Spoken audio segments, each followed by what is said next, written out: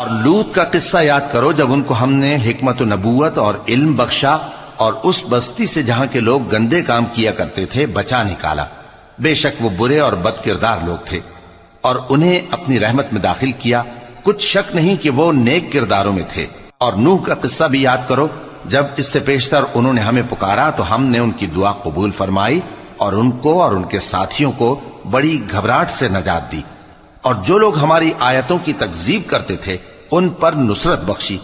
وہ بے شک برے لوگ تھے سو ہم نے ان سب کو غرق کر دیا. اور داؤد اور سلیمان کا حال بھی سن لو کہ جب وہ ایک کھیتی کا مقدمہ فیصل کرنے لگے جس میں کچھ لوگوں کی بکریاں رات کو چر گئیں اور اسے روند گئی تھیں اور ہم ان کے فیصلے کے گواہ تھے، تو ہم نے فیصلہ کرنے کا طریق سلیمان کو سمجھا دیا. اور ہم نے دونوں کو حکمت و نبوت اور علم بخشا تھا. اور ہم نے پہاڑوں کو داؤد کا مسخر کر دیا تھا کہ ان کے ساتھ تسبیح کرتے تھے، اور پرندوں کو بھی مسخر کر دیا تھا اور ہم ہی ایسا کرنے والے تھے. اور ہم نے تمہارے لیے ان کو ایک طرح کا لباس بنانا بھی سکھا دیا تاکہ تم کو لڑائی کے ضرر سے بچائے.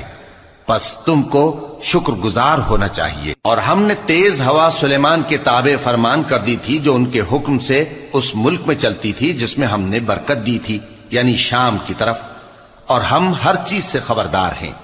اور بڑے بڑے جنات کو بھی ان کے تابع کر دیا تھا کہ ان میں سے بعض ان کے لیے غوطہ خوری کرتے تھے اور اس کے علاوہ اور کام بھی کرتے تھے، اور ہم ان کے نگہبان تھے. اور ایوب کو یاد کرو جب انہوں نے اپنے پروردگار سے دعا کی کہ مجھے تکلیف پہنچی ہے اور تو سب سے بڑھ کر رحم کرنے والا ہے، تو ہم نے ان کی دعا قبول کر لی اور جو ان کو تکلیف تھی وہ دور کر دی.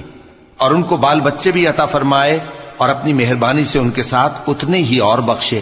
اور عبادت کرنے والوں کے لیے یہ نصیحت ہے. اور اسماعیل اور ادریس اور ذوالکفل کو بھی یاد کرو، یہ سب صبر کرنے والے تھے اور ہم نے ان کو اپنی رحمت میں داخل کیا. بلا شبہ وہ نیکوکار تھے.